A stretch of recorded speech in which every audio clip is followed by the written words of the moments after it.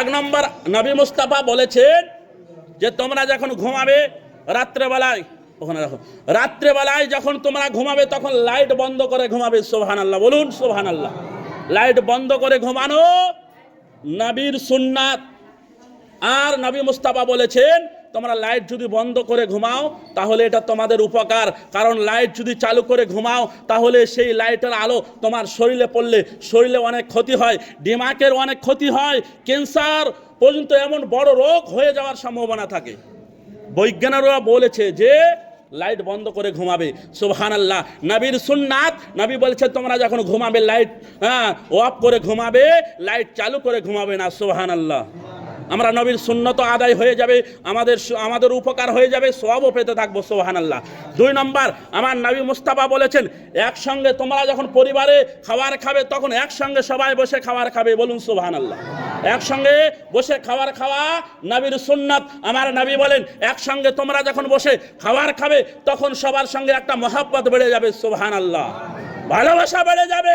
কিন্তু আজ তো মহব্বত ভালোবাসা কোথায় হারিয়ে গিয়েছে। বাপ একদিকে খায়, ছেলে একদিকে বসে খায়।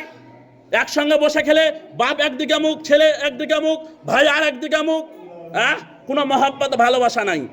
নবী মুস্তাফা বলছে একসঙ্গে বসে তোমরা খাবার খাবে, ভালোবাসা সৃষ্টি হবে, মহব্বত সৃষ্টি হবে। বলুন সুবহানাল্লাহ, সুবহানাল্লাহ। 2 নম্বর গেল। 3 নম্বর নবীর সুন্নাত হলো, সুন্নাত তো অনেক আছে কিন্তু গুরুত্বপূর্ণ এই 5টি সুন্নাত আমি আপনাদেরকে বলার নিয়ত করেছি। 3 নম্বর সুন্নাত হলো যে টুপি পরে পায়খানায় পেশাবে যাওয়া হলো নবীর সুন্নাত। বলুন সুবহানাল্লাহ। নবী মুস্তাফা বলেছেন তোমরা টুপি পরে পায়খানা বা পেশাবে তোমরা যাবে, তাহলে কি হবে? পেশাব পায়খানায় শয়তান থাকে। তোমরা যখন টুপি পরে যাবে তোমাদের কোনো শয়তান ক্ষতি করতে পারবে না। বলুন সুবহানাল্লাহ। একদিকে আমরা আমাদের ক্ষতি করতে পারবে না, 2 দিকে নবীর সুন্নাত পালন হলো এবং নেকিও পেয়ে গেলাম। বলুন সুবহানাল্লাহ। তাহলে এগুলো সুন্নত আমরা অনেকে জানি না, টুপি পরে যাই না। টুপি পরে যাওয়া সুন্নত, কিন্তু না গেলে কিন্তু যদি টুপি পরে না যান তাহলে কিন্তু গুনাহ হবে না, উল্টা ভাববে না। সুন্নাত গেলে আপনার উপকার, না গেলে আপনার কোনো গুনাহ হবে না। 4 নম্বর সুন্নাত, আপনার বাড়িতে যদি মেহমান আসে শুনছেন তাহলে কিছু রাস্তা আগিয়ে গিয়ে তাকে রিসিভ করে আনা, এটা হলো নবীর সুন্নত।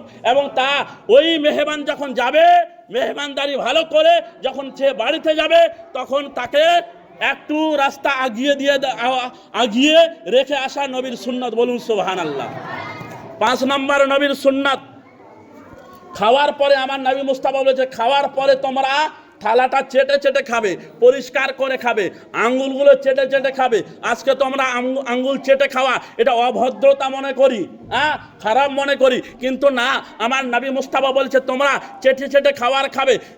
এইখান থেকে আঙ্গুল যখন তোমরা চেটে খাবে, আঙ্গুল থেকে একটা মানে বৈজ্ঞানিকরা বলেছে একটা জিনিস বের হয়, উপকারীয় জিনিস। ওটা যখন তোমরা চেটে খাবে ওই জিনিসটা যখন তোমার পেটে যাবে তোমার খাওয়া হজম হয়ে যাবে। বলুন সুবহানাল্লাহ।